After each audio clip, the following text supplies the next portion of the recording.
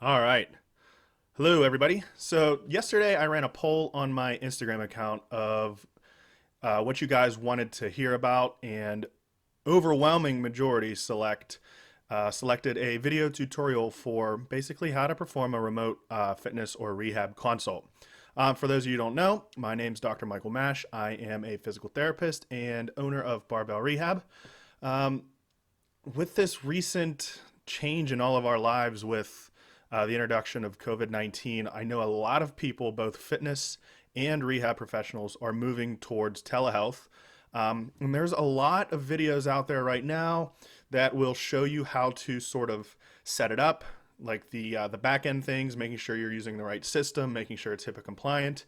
So today I want to really focus on what to actually do during the consult, because I know a lot of you routinely just treat in person, and you don't know how to really structure a remote consult evaluation wise in order to make it flow, in order to get the answers that you need. So that's what I want to do today.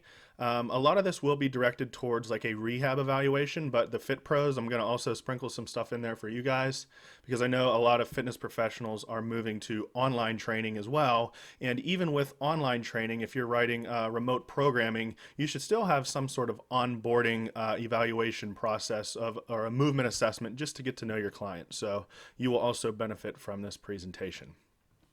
So first, before the call, again, like I said, I want to focus on what to do during the call, but before the call, you still want to get your intake forms, your informed consent, and your waivers. If you're doing a rehab consult with a barbell athlete or a fitness enthusiast, you want to make sure that you get the client's current workout plan ahead of time too, because especially if you're somebody who's like heavy manual therapy based, you're not going to have any access to manual therapy right now.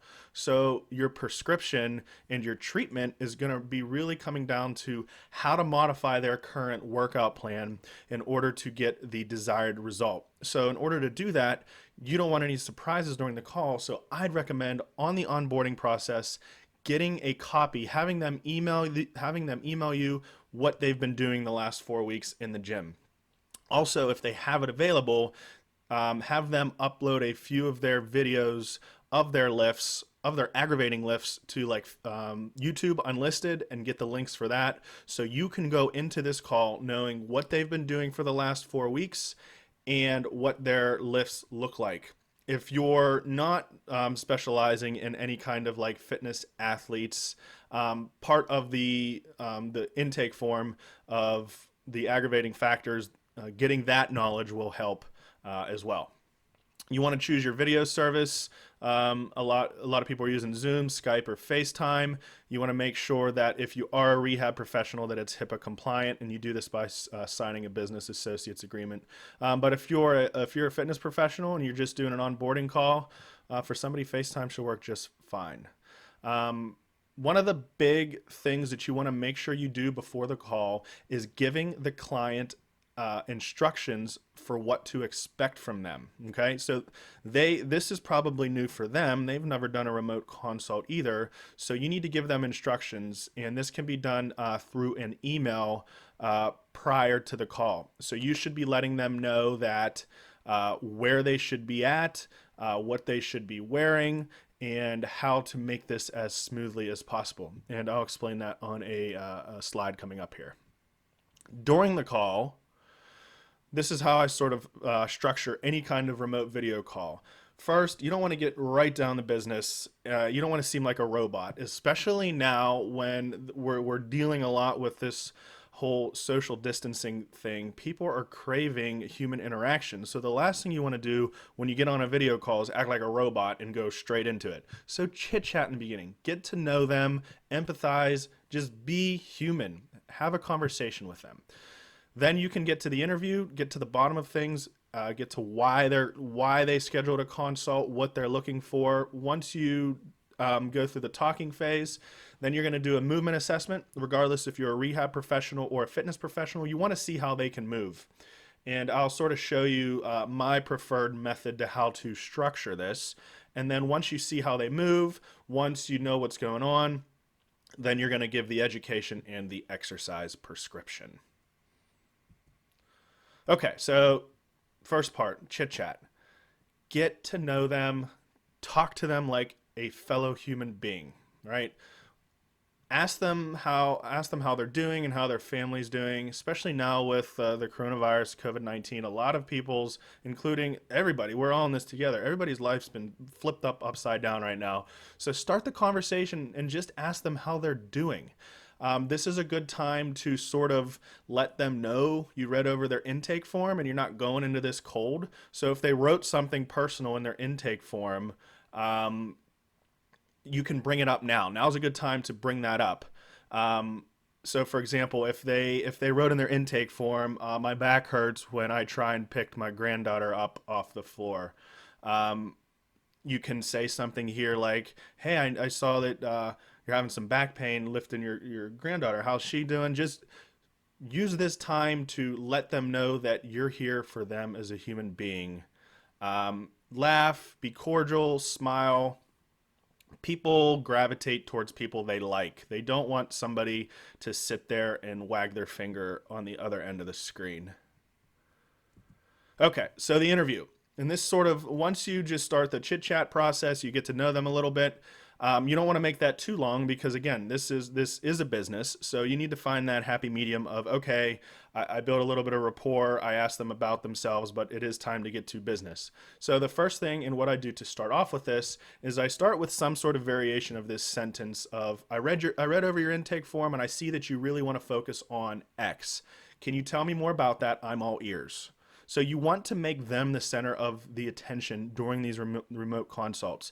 You don't want to be if you're the one doing the majority of the talking, you're doing it wrong. So guide them to give you the answers that you're looking for, but let them do it on their own time. So you start with this sentence because you pick out in their intake form what they're coming in for or what they're getting on this call with you for. Focus on that and then say, "Tell me more about that. I'm all ears." And then you let them go.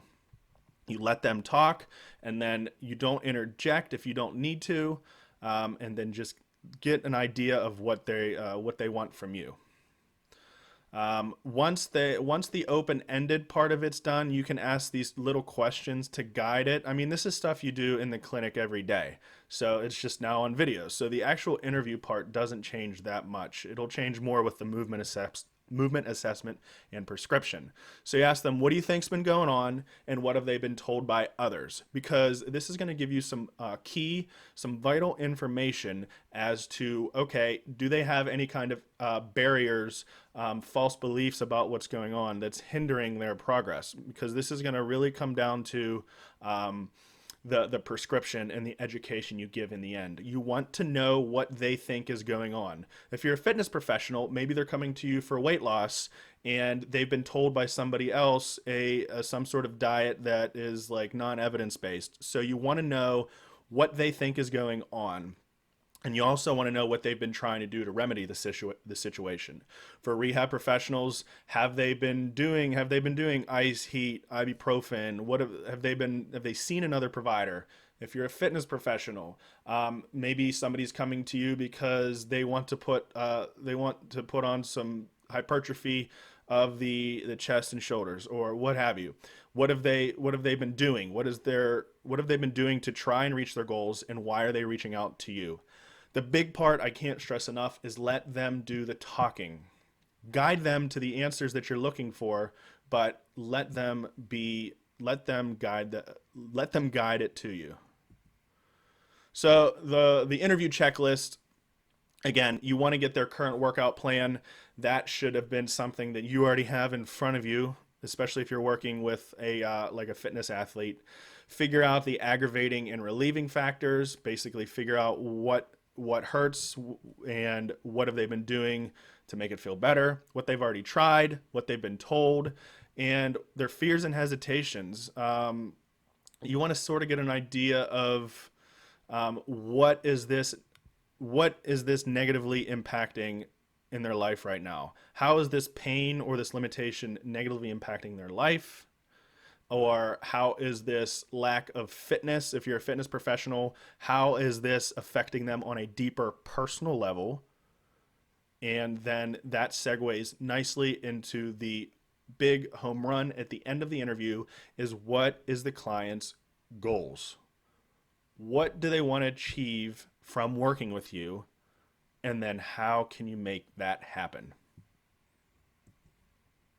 So the aggravating factors for rehab professionals, because we're not going to be able to get our hands on them, it's really, really important to get information about the aggravating factors. So some of the questions I like to ask is the pain during or after the activity? So this gives me some idea of how sensitized the motion is. Is it hurting literally right as they do it, or are they waking up the next day and it's sort of achy? This, if it's a tendinopathy, this starts my the wheels turning in my head of, oh, is this more in the reactive phase where it's real hot and aggravated, or is this more in the degenerative stage where it's showing this delayed 24-hour response?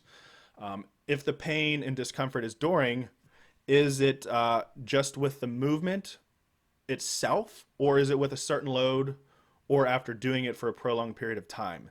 So if we take somebody that's lifting a weight, is it just with the movement itself? So the movement sensitized regardless if it's 0 pounds or 200 pounds, or is the pain creeping in after doing it for a certain number of reps? For if we zone out of the fitness athlete, and let's say we're just doing a telehealth call or a remote rehab consult with somebody that's having shoulder pain with everyday life, you want to get an idea of, is this shoulder pain happening just with movement, or is it shoulder pain that creeps in after 2 hours of a prolonged activity?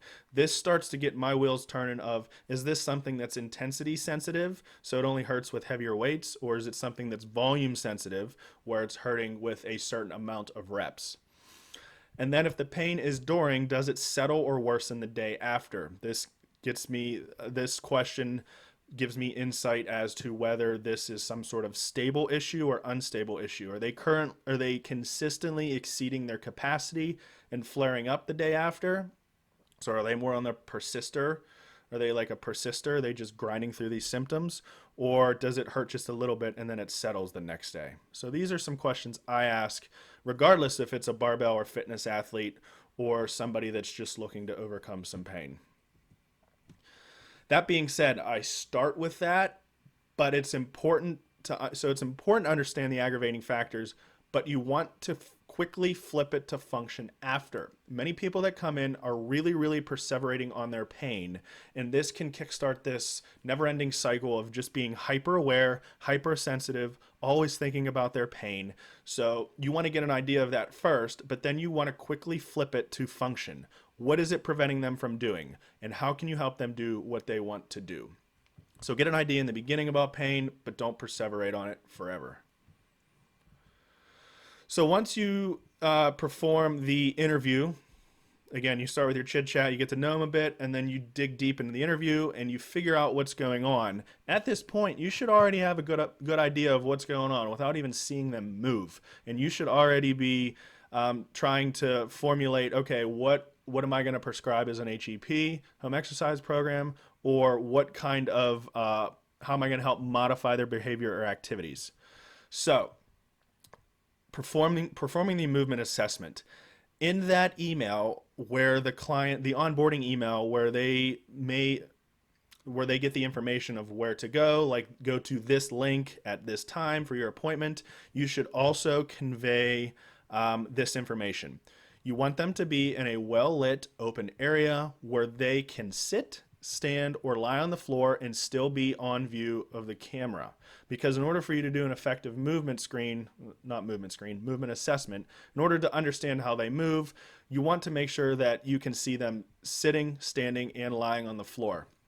If they don't have a floor, or if you're working with an older individual who has trouble getting up off the floor, they can also do it on a bed, a couch, just so they're in an area where you can see them move. You also want to let them know that they should be dressed in clothes that will allow for this optimal movement assessment. It would be hard to do a movement assessment if somebody's in like a suit and tie. It could be done, but it's not optimal. So you want to say, Okay, I want you to go to this link, make sure you're in this area that you can be free to move, and ideally you'll be in some sort of shorts and a t-shirt. You want to avoid baggy clothes so that you can properly assess the movement. So this is something that they should know ahead of time. They should be given discrete instructions uh, to show up at this time wearing this in this kind of setting, right? So people were probably nervous. This telehealth thing, this remote rehab consult is new for everybody, so they should know exactly what is coming. So let's talk about performing an upper body movement assessment, and then I'll dig into the lower body assessment. So after you're done talking to them, you can do an upper body movement assessment with them seated, provided that they're not slouching, which would give you less than optimal results. So basically, when somebody is sitting, I'll have them sit up straight. And then again, depending on what's going on, I still want to see how they move. So I'm going to ask them to go through their cervical range of motion, so flexion, extension, and then rotation, and then side bend, just to see how the neck's moving. This gives me some idea if this may reproduce some radicular pain down the arms. And then you can have them do shoulder range of motion. If you're a fit pro, or if it's not an upper body issue and you're just looking to have them go through it, you can have them do both at the same time. If you're really looking at teasing it out, then you may want to do it unilaterally. But you can take them through shoulder flexion. Again, this can all be done seated. Just have them scoot back from the camera, and then you can have them go through abduction and then scaption, see what the aggravating factor is. From here, you can also have them self-palpate. So if they're dealing with shoulder pain, you can say, well, where are you having shoulder pain? Well, maybe they'll point right on that long head of the biceps, more on the greater tubercle of the shoulder. So you can have them palpate so you can get an idea, because you can't be there to palpate. So you want them to self-palpate to let you know where the issue is that they're feeling. They can also manual muscle test themselves. Now, when it comes to manual muscle testing, you're not going to have them actually grade it. You're just looking for provocation. So does it hurt when they contract this muscle? So you can actually have them manual muscle test external rotation, internal rotation, biceps, triceps, flexion, abduction. Again, it's not so you can formally grade it. It's just to see which one of those bothers you. Do any of those feel weak compared to the other arm? So that just gives you some ideas how they can self-palpate and self-manual muscle test. You can have them also tease out active versus passive by using the other arm. Again, so you're not there. So let's take somebody that's dealing with a symptomatic rotator cuff tear, and they can't lift their arm, or they're having trouble lifting their arm actively. You can instruct them, now I want you to take your hand, grab your affected arm, and can you lift it yourself, right? So that's how you can sort of tease out active versus passive. It's not optimal, but it works well for this sort of video consult setting. And then you can have them just go through neural tension tests too if it's warranted, right? See if they're dealing with some sort of median, ulnar, radial issues. You can instruct them on how to do that. So that's the upper body. The majority of it can be done seated. So for the lower body, that's when things can get complicated, and not complicated as in that you don't know what you're doing, but you want to make sure that you're structuring it so they minimize the amount of times they need to change from standing to sitting to lying down. The last thing you want to do is having people stand, sit, lie down, stand, sit, lie down, and consistently changing positions, consistently fiddling with the camera on the other end. It doesn't flow well. So however you like to assess, I would recommend organizing it by body position. Do all your standing assessments first, do all your sitting assessments second, and then finish with having them lie on their back and lying on their stomach. So this shows the client on the other end that, hey, this guy or gal is structured. They've done this before. This ain't their first rodeo, and it's nice and structured, and he or she's going to get the answers that I came here for.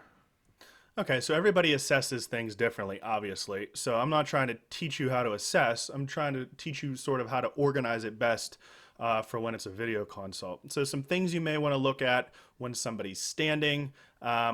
would be their lumbar range of motion. So have them flex, extend, side bend, and rotate. And you want to ask them to do it from different views too. So you'll have them get rid of the chair, you'll have them back up in the video camera, and maybe you'll have them start facing you, flexion, extension, side bend, and then you'll instruct them, okay, I want you to turn and face point one way, turn and face this way, go through the same motions, and then turn and face that way, go through the same motions. The same thing would work well here for assessing the major movement patterns. So you can have them squat and hinge and lunge, especially if you're a fit pro. This is a perfect time to assess their major functional patterns of the squat, hinge, and lunge. Again, you want to have them do it from multiple angles, and you want to be you want to take charge of this and say, okay, show me 5 reps of a squat facing me. After they do that, all right, thanks. Now can you turn to your left? Show me 5 more reps of the squat, right? You want to have a nice balance of, hey, I'm here and I'm human, but I also know how to do this in an organized, structured manner. Having them standing is also a good time for self-palpation. If they're having back pain, if they're having hip pain, you can have them point while they're showing you in the camera, have them point to where it hurts. So you can also gather more information so you know how to optimize the exercise prescription and activity modification. So then you have them sit. So you do all the standing stuff first, so you get that out of the way. Everything that you would need to see in standing you do, then you have them sit. You can bring the chair back in and then just have them sort of scoot back so that they are entirely in your field of view from head to toe. So this is why you want to be in an open room, so that you can see everything you need to see. You can assess hip range of motion and seated, namely like internal, external rotation. If they're having hip pain, you can have them self-manual muscle test their hip flexors and abductors, abductors, or adductors too. Again, there's no way that you can grade these manual muscle testing. What you're looking for is pain provocation or perception of weakness. How does it feel to the client when they're contracting the muscle that hurts? That's it. You can't grade it. You can also, if they're dealing with back pain, you can instruct them in how to get into a slump test or neural tension test. So if you need to add anything else to sitting, that's what I would do there. All right, now that you got all your sitting stuff out of the way, you can have them bring the camera, face it down on the ground or on the couch or on the bed, and have them do their supine assessment. Maybe it's a straight leg raise, hip range of motion, or bridging patterns. You might want to have somebody do a bridging pattern if you're looking to see if they have pain with lumbar extension, or maybe you're dealing with a high hamstrings proximal tendinopathy. Once you see everything you need to see in supine, have them roll onto their stomach and do their prone work. So maybe this is some sort of press up to see if they're sensitized in spinal extension, and maybe you need to instruct them on a self-femoral nerve tension test. Everybody's assessment is going to look different based on how you treat as a clinician and based on, if you're a fitness professional, what kind of exercises you like to prescribe. But in general, I would recommend still following this flow of do everything standing, sitting, supine, prone, especially when it's a video consult and you don't want to have them fiddling with the camera constantly. So the treatment. So for therapists that are heavy on manual, you may need to take a 180 here and really emphasize education, how to make adjustments to the daily life. If you're already doing this in a clinic, then that might be a little bit easier for you. So the first thing I would start with the actual treatment is just giving them education and having a conversation with them. If they have any false beliefs about their pain, you may want to propose an alternate scenario. And this is all going to be based on how well of a rapport you've built with them. I think it's on the next slide. We'll dig more into the education. Once you give them the education, then the next thing you're going to tell them is the adjustments that they should make in their daily life to help control their symptoms. Some people are going to be more persisters, right? Where they've just been grinding through their symptoms for the last month because no pain, no gain. It's not going to go away if I don't push through it. If that seems like the person on the other end of the screen, you may want to bring them more towards the, hey, things are painful and sensitive right now. Why don't you try and temporarily avoid things that hurt and find different ways to do them temporarily? and then really enforce that, hey, this is just temporary. Once things calm down, you can go back to the way that you were doing things. On the other end of the spectrum, you may have somebody that's more of an avoidance mentality on the other end of the screen, where these people they're in pain, they're scared, and they're afraid to even touch it into it a little bit because they're afraid of damage. These avoiders you may want to bring towards towards the middle end and encourage them. Hey, tell them that pain doesn't equal damage. Tell them in order to overcome this, you might need to poke the bear a bit and go into a little pain, provided it's not worse 24 hours after. So you're still using all of your clinical decision making, even in a telehealth remote rehab consult. After you tell them the adjustments they need to make to their daily life, then you can recommend the programming changes. The bread and butter is going to be in the adjustments to the daily life and the programming changes. How are you going to change their exercise program to make it more tolerable for them? If there's somebody who's not currently working out and you're doing a telehealth consult or remote rehab consult with somebody that has no exercise experience, then you want to give the exercise prescription or the home exercise program, depending on if you're fitness professional or rehab. And we'll dig into all four of these here. So the education part, right? The whole de-education and re-education thing. So when I'm actually in the clinic and I know I'm going to be seeing somebody multiple times, I might not hit them with de-education right on the first visit, right? Because the last thing you want to do is, before you even build rapport with somebody, is tell them that everything they've heard over the last 20 years is wrong, right? You don't want to wag your finger. That's going to instantly distance the client from you. But with a remote rehab consult, you may be able to do this sooner rather than later, depending on how much their false beliefs are negatively impacting their progress and keeping them sensitized. So now is the time to start preaching the whole, pain doesn't equal damage. Maybe all of this fear of movement you're having is actually contributing to the problem by keeping these muscles in a state of spasm, giving them permission to move even though it hurts a little bit, telling them this is the perfect time to reassuring the person in front of you that they're strong and stable. You want to tell them, hey, I know your back hurts, but you shouldn't be afraid of throwing it out of place. Just continue to move and just flood them with positivity.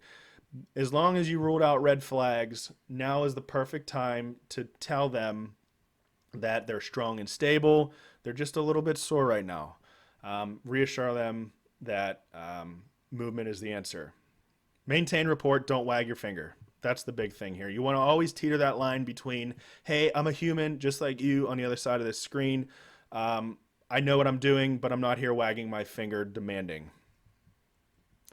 Daily life adjustments. The biggest question that the client is going to have, whether they ask it or not, is should they continue to perform their aggravating activities? What's okay? Is it okay to do something if it hurts? That's the questions they want to know, and those are the answers that you need to give them. So making their daily life adjustments or recommending what to do in their daily life is probably the most important thing to help control and mitigate their symptoms, okay? So this is where you have to, what have they been doing the last month? Have they been consistently grinding through pain? Maybe then your recommendation is to back off a bit.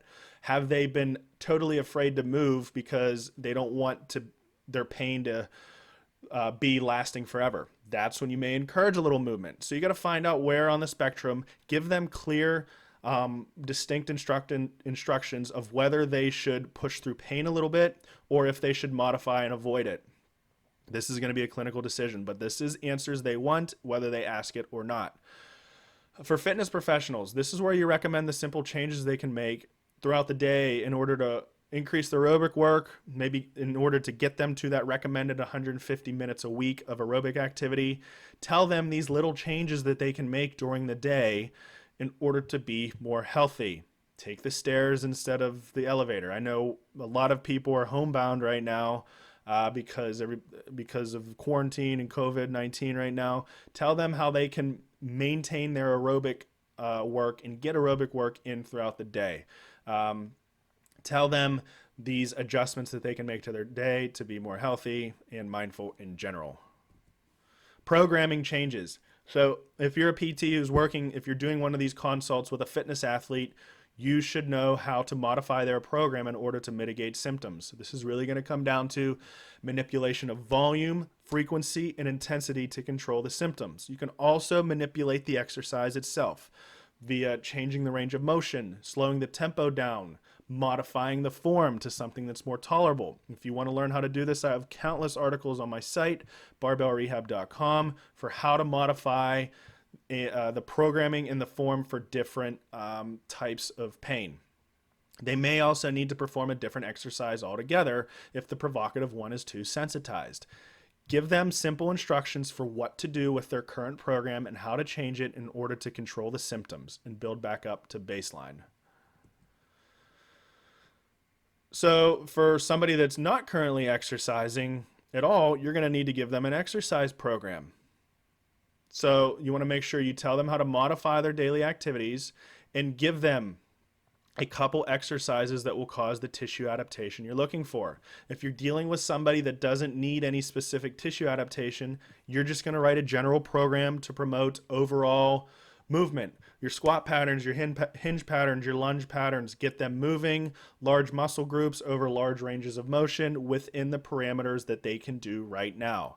And especially because a lot of people are quarantined right now, show them how to do exercises at their house. Show them how to do sit-to-stands. Show them how to progress and regress a sit-to-stand by maybe adding a pillow onto a chair. Show them how to do these big motion patterns at home in order to get the adaptation you're looking for. What you don't want to bombard them with is 20 exercises right now, because then you're going to lose adherence. Tell them, this is what you need to do. I want you to do this every day. Give them strict instructions, but don't overwhelm them. People are stressed out right now as it is. So don't overwhelm them with too many exercises.